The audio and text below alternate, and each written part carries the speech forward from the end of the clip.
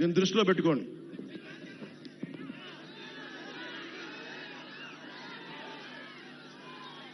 ఒకటే చెప్తా ఉన్నాను,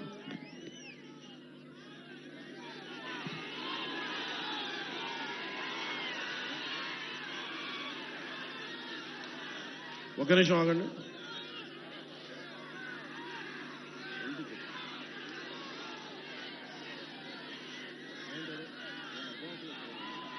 వినిపించదు. నేను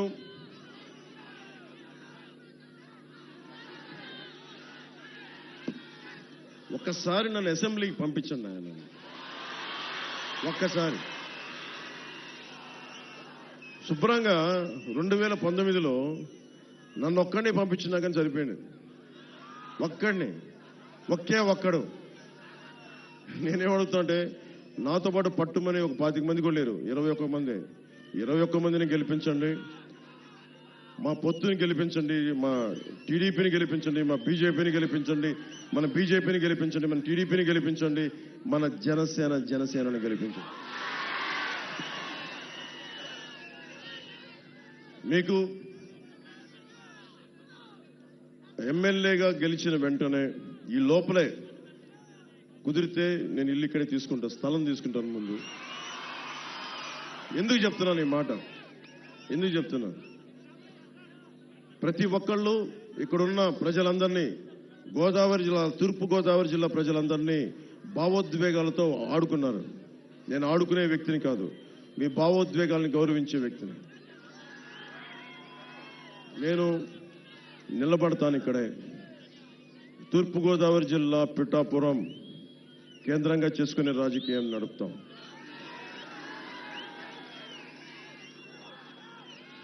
రాష్ట్రానికి మేలు చేస్తాం, దేశ ప్రయోజనాల్ని రక్షించుకుంటాం. నేను ఉన్న ప్రతి ఒక్కరికి 2047 2047కి ఇక్కడున్న ప్రతి ఒక్కరు మీ అందరికీ 20 ఏళ్ళ యువత అందరికీ కూడా మీ అందరికీ 47 వచ్చేస్తాయి. మీ బిడ్డలు 20 సంవత్సరాల బిడ్డలు వచ్చేస్తారు మీ అందరికీ. నేను వాళ్ళని దృష్టి పెట్టుకుని కూడా మాట్లాడుతూ ఉన్నాను.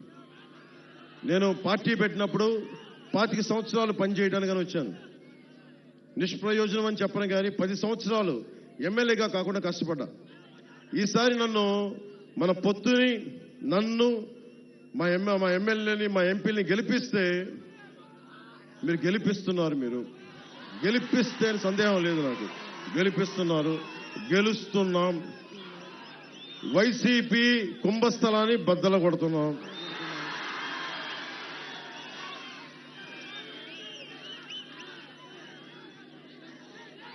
నేను ఎక్కువ మాటలు చెప్పను.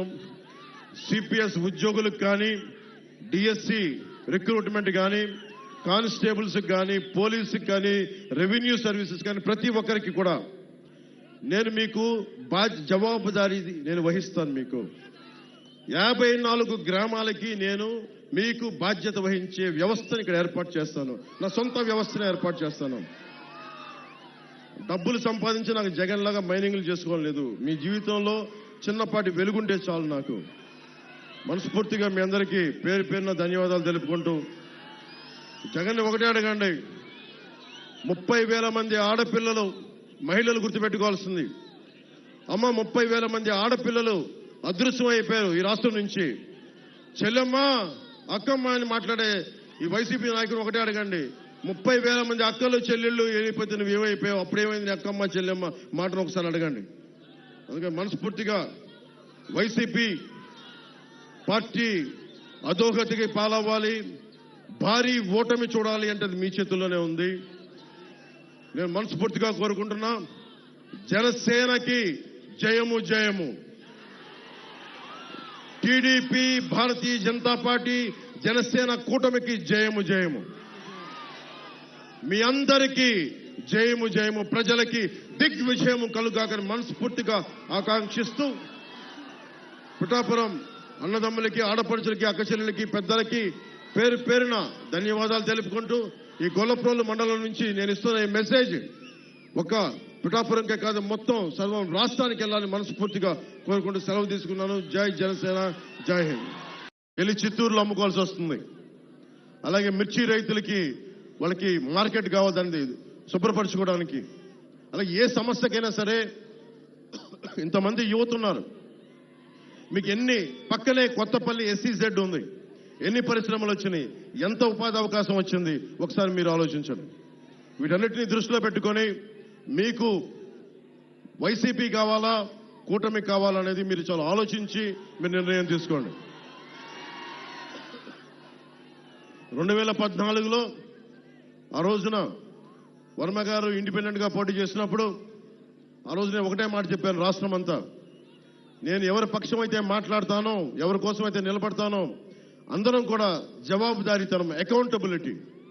ఈరోజు నేను మా కూటమికి టీడీపీ, భారతీయ జనతా పార్టీ, జనసేన కూటమికి నేను ఓట్లు అడుగుతా ఉన్నాను. మేము మీకు జవాబుదారీతనం, పవన్ కళ్యాణ్ మీకు అకౌంటబిలిటీ. ఎందుకంటే నేను పారిపోను, సమస్యని పరిష్కరించే దిశగా ముందుకెళ్తాం. పరిష్కరించలేని సమయంలో ఎంత సమయంలో పరిష్కరించగలం, మేము పడుతున్న ఇబ్బందులు ఏంటి, భవిష్యత్తులో ఏం చేయగలం, నేను మటుకు పారిపోను. వైసీపీ పార్టీ నాయకుల్లాగా నేనేం పారిపోను, నిలబడే తీరుతాను. నేను మాట ఇవ్వను. వైసీపీ వ్యతిరేక ఓటుని చీలనివ్వను అని 2021లో చెప్పాను. ఈ రోజు నా చీలకుండానే ఈ రోజున చూశారు మేము ముగ్గురు ఎలా నిలబడున్నాం ఇక్కడ. దేనికి అంటే అది ఒక దుర్మార్గమైన పాలనని ఎదుర్కోవాలి అంటే అంత సాధ్యపడే విషయం కాదు.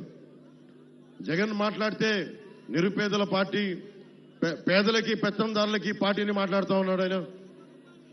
వాళ్ళ ఇంట్లో పాప అందరికీ డబ్బులు లేవంట, వాళ్ళ పార్టీ ఎమ్మెల్యేలందరికీ డబ్బులు లేవంట.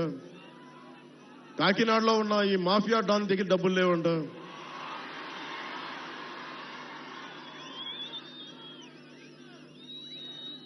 నన్ను ఓడించడానికి చిత్తూరు జిల్లా నుంచి పాపం మిథున్ రెడ్డి గారు వచ్చారు. మండలానికి ఒక నాయకుడిని పెట్టారు. అరే పవన్ కళ్యాణ్ దగ్గర ఏమంత శక్తి ఉందే, ఒక్కడి మీద ఇంతమంది కక్ష కడతారా? ఒక్కడి మీద అతని దగ్గర శక్తి ఏముంది? పట్టుమని 25 మంది ఎమ్మెల్యేలను కూడా నిలబెట్టలేని పరిస్థితి. కనీసం 2 ఎంపీలని కూడా గెలుచుకోవాలని తపన పడుతున్నాడే, అతని మీద ఇంత కక్ష దేనికి ఇంత కక్ష? భవిష్యత్తు మనమని తెలుసు. వైసీపీకి నిలబడతాం, కొట్లాడతాం, చొక్కా పట్టుకొని ఈడుస్తాం. రాజకీయ నాయకుల్ని అకౌంటబిలిటీ తీసుకొస్తాం, జవాబుదారీతనం తీసుకొస్తాం. ఆ భయం ఒకటే అడగండి. వైసీపీ నాయకులు వంగా గీత గారిని కానీ ఎవరైనా సరే వైసీపీ నాయకులు మండలానికి ఒకళ్ళు వెళ్తా ఉన్నారు, వారిని ఒకటే అడగండి. సుద్దగడ్డ కొండ కాలువ ఈ ఆధునీకరణకి 170 కోట్ల రూపాయలు నిధులు విడుదల చేసినా ఎందుకు ఆపారని అడగండి. ఎందుకు సంతకాలు పెట్టాల్సి వచ్చిందని అడగండి. వాడికి సమాధానం చెప్పి ఓట్లు అడగమని చెప్పండి. చేబ్రోలు పట్టు రైతుల కోసం ఏం చేశారని అడగండి. వరద ముంపు కోసం గొల్లప్రోల్లో మన SC కాలనీతో సహా అన్ని మునిగిపోతా ఉంటాయి. వాళ్ళ శ్మశానం కూడా మునిగిపోతా ఉంటుంది. అలాంటి సమస్యల మీద వాళ్ళు ఎందుకు